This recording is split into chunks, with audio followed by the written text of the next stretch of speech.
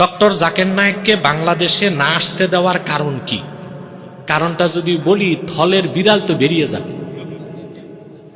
প্রথম কথা হচ্ছে, ডক্টর জাকির নায়েক তিনি বিশ্বে পরিচিতি লাভ করার আগে নায়েক পরিবারের সন্তান। তিনি ছিলেন শাফি মাযহাবের অনুসারী। কিছু সময় তিনি সালাফি লামাযহাবী মতবাদ গ্রহণ করেছিলেন।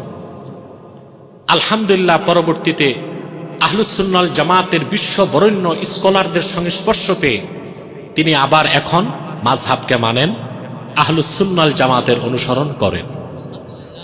অতঃপর তার বাংলাদেশে আসতে দেওয়ার ক্ষেত্রে মুসলমানদের পক্ষ থেকে তো কোনো বাধা নাই।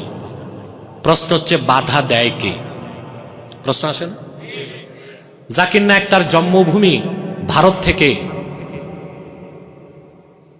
বিতাড়িত বলবো না, এই শব্দটা নিব না, সেখানে অবাঞ্ছিত, সেখানে থাকে মালয়েশিয়া। সেখান থেকে পৃথিবীর বিভিন্ন জায়গায় তিনি লেকচার দিয়ে থাকেন। কিন্তু আপনি জানেন তাকে ভারত থেকে কেন বের করে দেওয়া হয়েছে?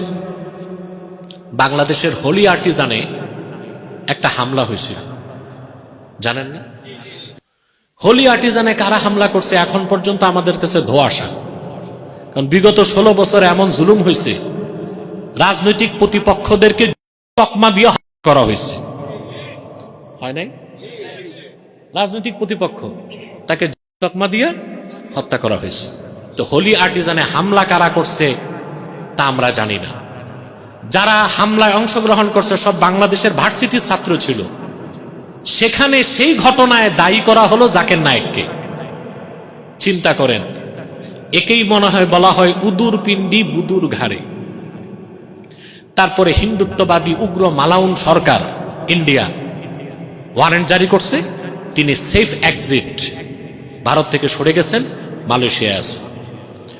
ভারতের মতো একটা উগ্রবাদী হিন্দুত্ববাদী দেশে তাকে নিষিদ্ধ করা যেতে পারে, কিন্তু ইসলামিক স্কলার হিসেবে জাকির নায়েক বাংলাদেশে কেন নিষিদ্ধ হবেন? বাংলাদেশে আসতে কেন বাধা দেওয়া হবে? তাহলে বোঝা যাচ্ছে 5ই আগস্টের আগেও ওই সরকার যেমন ভারতের সাথে দালালির সম্পর্ক ছিল, বর্তমানে যারা আছে তাদেরও দালালির সম্পর্ক আছে। আমি এটা নিন্দা জানাই এবং তাকে বাংলাদেশে আসার এবং বক্তব্য দেওয়ার সুযোগ করে দেবার জন্য ইউনূস সরকারকে আহ্বান করছি।